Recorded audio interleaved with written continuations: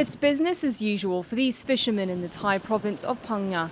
But on this day 15 years ago, a tsunami triggered by a magnitude 9.1 earthquake devastated the coastline here.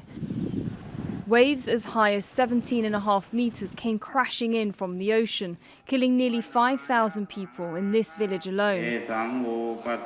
With half the population wiped out, nearly everyone here has lost a relative or even a friend.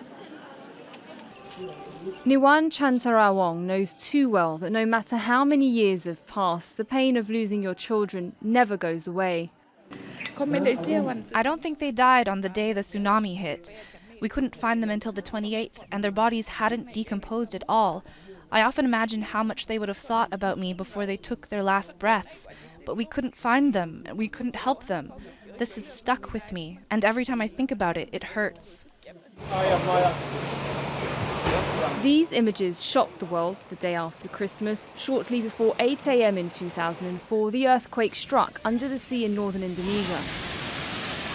It rippled across the Indian Ocean, triggering a tsunami that hit dozens of countries in Asia and along Africa's east coast, killing close to 230,000 people, and it happened during peak tourist season.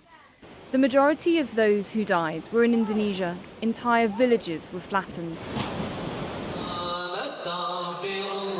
And the carnage of that day is still fresh on the minds of those living in Aceh province, the worst hit area, where 170,000 people were killed. On behalf of the government and people of Aceh today, we formally want to thank more than 150 countries that have been involved in helping rehabilitation and reconstruction. No one knew the tsunami was coming on that day. There was no early warning systems in place, but it was a global lesson learned. Since then, more than $400 million has been spent across 28 countries on detectors. Survivors say the technology is not enough, though, and that public awareness and education are necessary to save people's lives. Sara, Khairat, Al Jazeera.